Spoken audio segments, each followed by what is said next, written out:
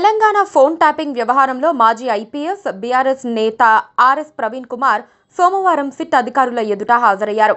గత ప్రభుత్వ హయాంలో జరిగిన ఫోన్ ట్యాపింగ్ పై ఆయన్ను ప్రశ్నించారు. సిట్ అడిగిన ప్రశ్నలకు సమాధానాలు చెప్పిన ఆయన ప్రస్తుతం రేవంత్ రెడ్డి పాలనలో జరుగుతోన్న ఫోన్ ట్యాపింగ్ పై ఫిర్యాదు చేసినట్లు మీడియా ఎదుట వెల్లడించారు. సిట్ కార్యాలయం నుంచి బయటకు వచ్చిన ఆర్ఎస్ ప్రవీణ్ కుమార్ మీడియాతో మాట్లాడారు. కాంగ్రెస్ పార్టీ అధికారంలోకి వచ్చినప్పటి నుంచి విచ్చలవిడిగా ఫోన్లు ట్యాపింగ్ చేస్తున్నట్లు ఆయన ఆరోపించారు. కేబినెట్ మంత్రుల ఫోన్లు కూడా హ్యాక్ చేస్తున్నారంటూ ఆరోపణలు చేశారు. డార్క్ వెబ్లో టూల్స్ తీసుకుని సొంత మంత్రుల ఫోన్, ప్రతిపక్ష నేతల ఫోన్లను రేవంత్ రెడ్డి ట్యాప్ చేస్తున్నారంటూ ఆర్ఎస్ ప్రవీణ్ కుమార్ అన్నారు. కాంగ్రెస్ ప్రభుత్వం అధికారంలోకి వచ్చిన తర్వాత జరుగుతోన్న ఫోన్ ట్యాపింగ్ పై సిట్ అధికారులకు రాతపూర్వకంగా ఫిర్యాదు ఇచ్చినట్లు ఆర్ఎస్ ప్రవీణ్ కుమార్ తెలిపారు. గతంలో ఓ పత్రికలో వచ్చిన ఆధారాలను కూడా అధికారుల ముందు ఉంచినట్లు వెల్లడించారు. రేవంత్ రెడ్డి ఫోన్ ట్యాపింగే కాకుండా డార్క్ వెబ్లో అత్యంత ఖరీదైన టూల్స్ ని వాడుతూ సొంత మంత్రుల మొబైల్ ఫోన్లను కూడా హ్యాక్ చేస్తున్నట్లు ఆయన ఆరోపించారు.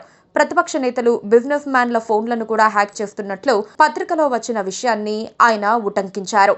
ఈ ఫోన్ ట్యాపింగ్ వ్యవహారంపై ఆర్ఎస్ ప్రవీణ్ కుమార్ గతంలో కూడా మాట్లాడుతూ కాంగ్రెస్ మంత్రుల బాధల గురించి కూడా తామే మాట్లాడాల్సి వస్తుందంటూ ఎద్దేవా చేశారు. రేవంత్ రెడ్డి ఇద్దరు మంత్రులు గంటపాటు ఫోన్లో మాట్లాడుకున్న సంభాషణ విన్నాడంటూ ఓ పత్రిక రాసిన విషయాన్ని మీడియా ఎదుట చెప్పారు. ఇద్దరు రెడ్డి మంత్రులు మాట్లాడుకున్నది విని ఒక మంత్రిని పిలిచి క్లాస్ స్పీకర్ అంటూ కూడా చెప్పారు. రేవంత్ రెడ్డి కాకుండా రెడ్డి మంత్రులు పొంగులేటి శ్రీనివాస్ రెడ్డి, ఉత్తమ్ కుమార్ రెడ్డి, కోమటి రెడ్డి ఉన్నారు. వీరిలో ఎవరి ఫోన్ ట్యాప్ చేశారనేది ముఖ్యమంత్రి చెప్తే ప్రజలు వింటారంటూ ఆర్ఎస్ ప్రవీణ్ కుమార్ అన్నారు.